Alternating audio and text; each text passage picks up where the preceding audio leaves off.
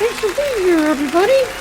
Wow, it's so great to be here on our 10th anniversary.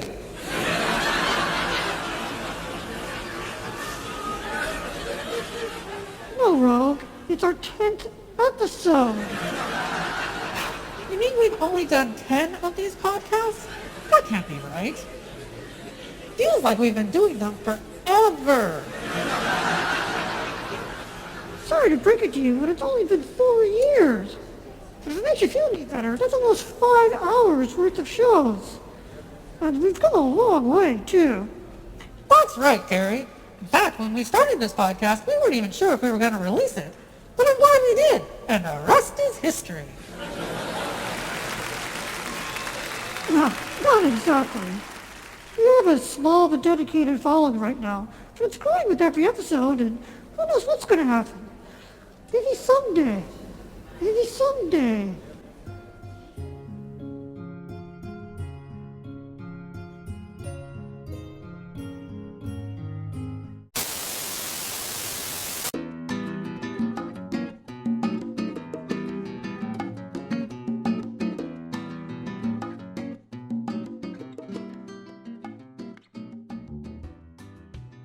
Hello, and welcome to the 10th episode of Face Up, the video podcast for female masters. I'm Rogue. And I'm Carrie.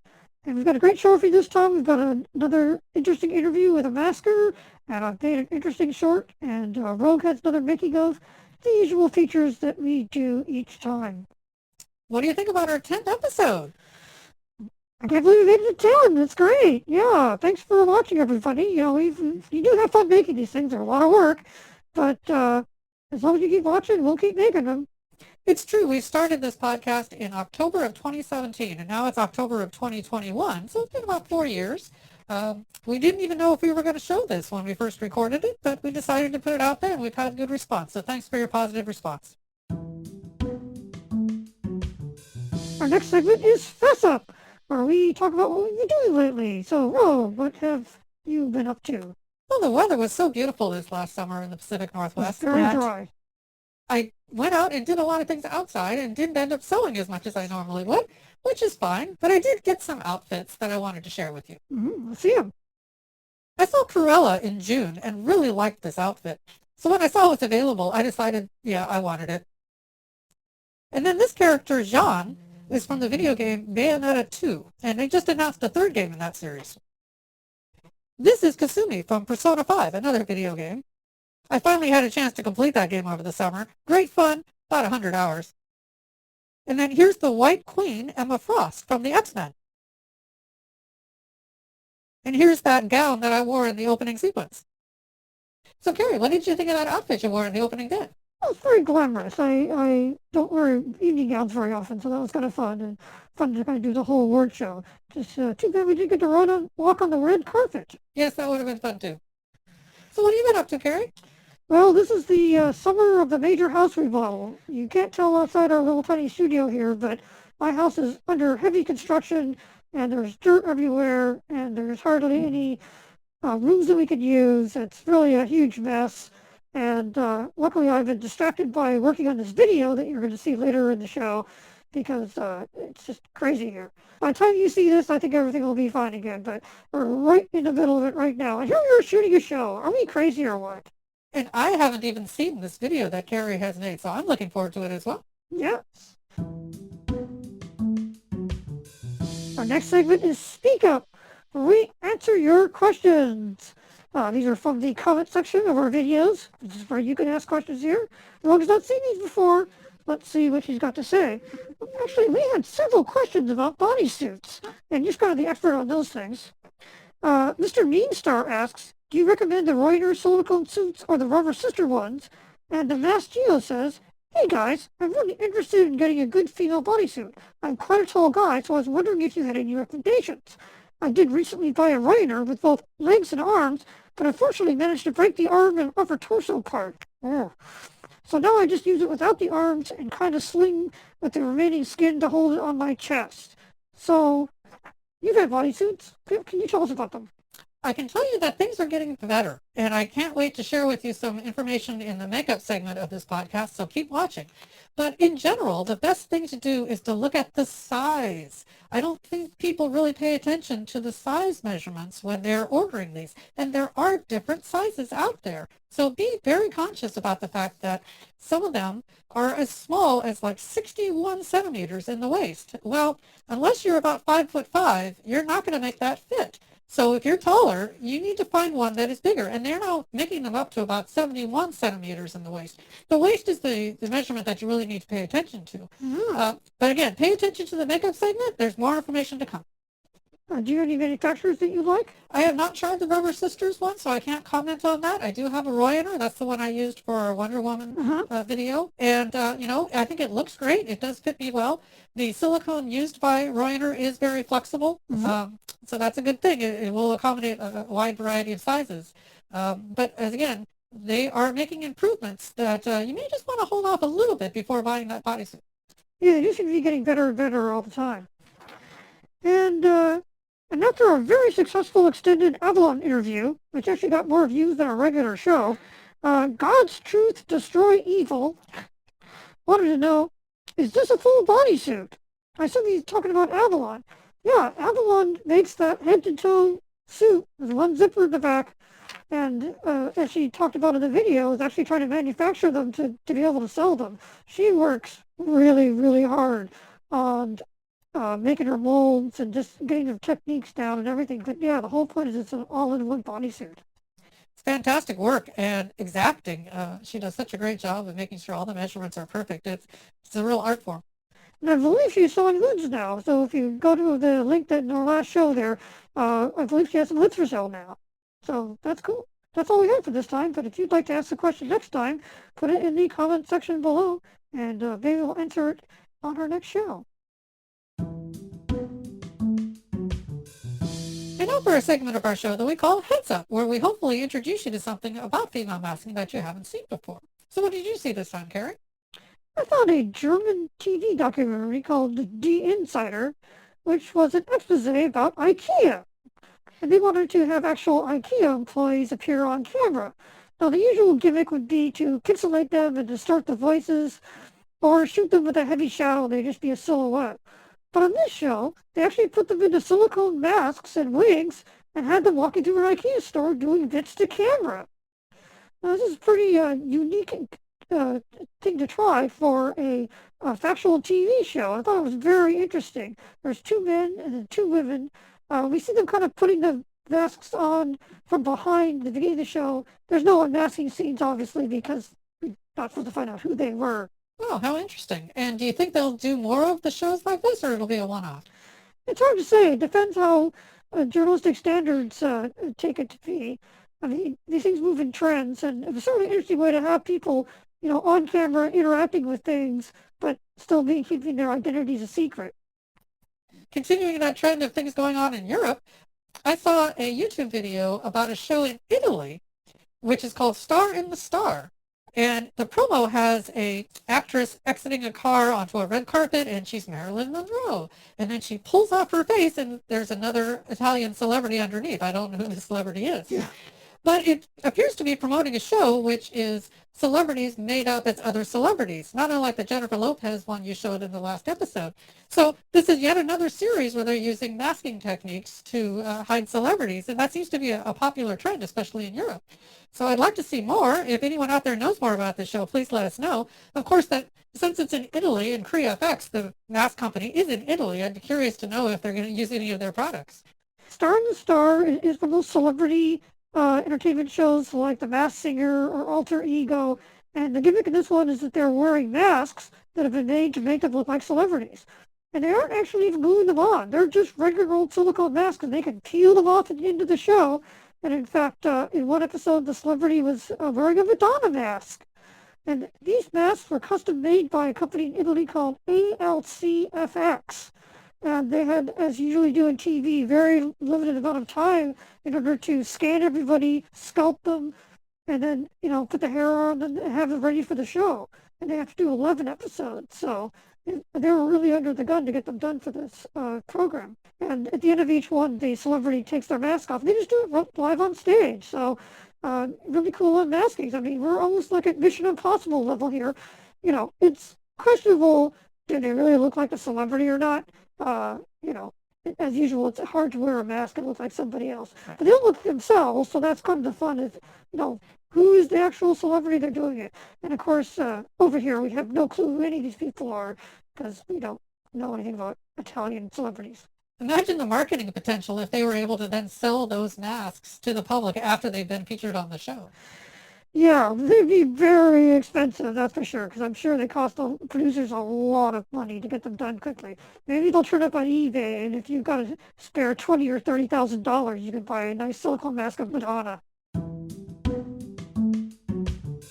Next segment is makeup, where we share tips with you about masking and costuming.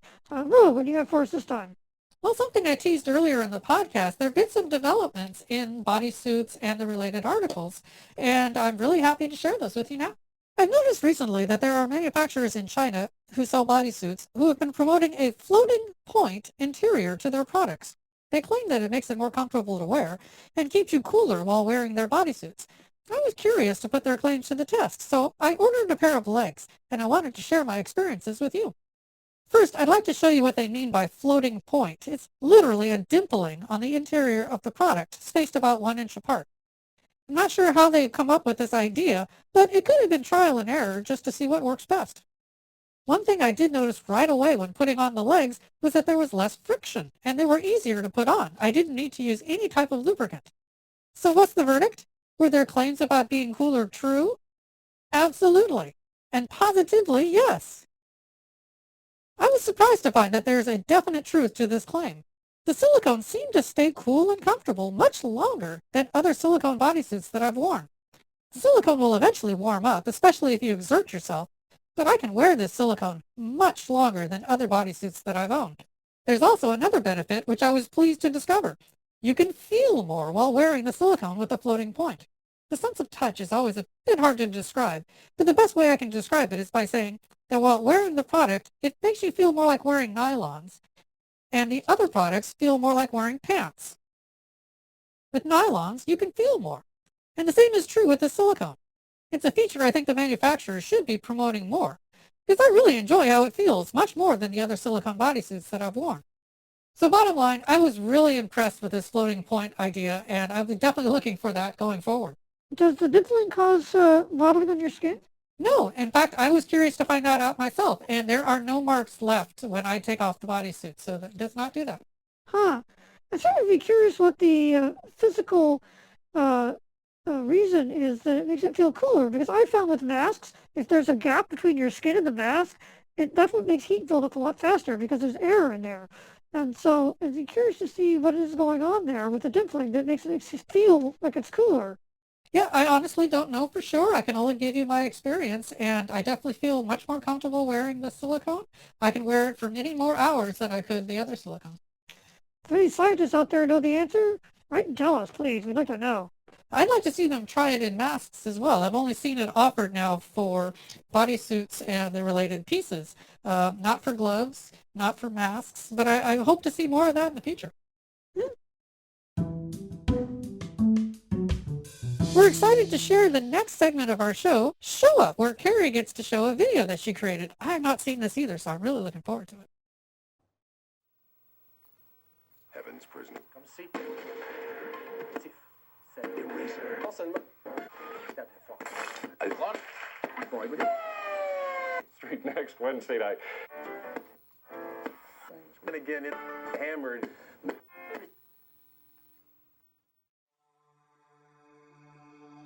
You're the train line. Oh, Marty, come on. I'm sorry, Marty, but I'm afraid you're stuck here. Whoa, whoa. I can't be stuck here. I got Marty to go to me. I gotta go.